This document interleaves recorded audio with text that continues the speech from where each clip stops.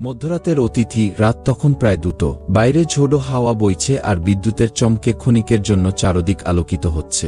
এমন পরিবেশে নির্জন বাড়িতে একা শুয়েছিল রফিক। তার স্ত্রী গত সপ্তাহে বাপের বাড়ি গেছে, তাই বাড়িতে সে একাই। ঘুম আসছিল না তার। হঠাৎ কলিং বেলের আওয়াজে চমকে উঠল রফিক। এই মাঝরাতে কে আসবে? প্রথমে ভাবল হয়তো হাওয়ার কারণে শব্দ হয়েছে, কিন্তু পরক্ষণেই আবার কলিং বেল বেজে উঠল। এবার একটু ভয় পেল রফিক।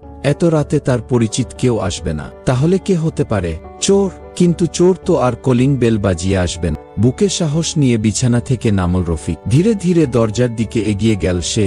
দরজার কাছাকাছি গিয়ে সে প্রথমে উকি মারার চেষ্টা করল, কিন্তু বাইরে এতটাই অন্ধকার যে কিছুই দেখা যাচ্ছিল না। এবার তার মনে পড়ল বাইরে লাইট জ্বালানো হয়নি। হাত বাড়িয়ে লাইটের সুইচ টিপল রফিক, কিন্তু আলো জ্বলল না। হয়তো বিদ্যুৎ নেই, কিন্তু কিছুক্ষণ আগেই তো বিদ্যুৎ চমকাচ্ছিল। কলিং বেল আবার বেজে উঠল, এবার যেন আরো জোরে। রফিকের হাত পা ঠান্ডা হয়ে আসছে, তবুও সে সাহসের সাথে দরজা খুলল। দরজা খোলার সাথে সাথেই এক ঝলক ঠান্ডা বাতাস এসে তার শরীর কাঁপিয়ে দিল। কিন্তু দরজার বাইরে কেউ নেই, একদম ফাঁকা।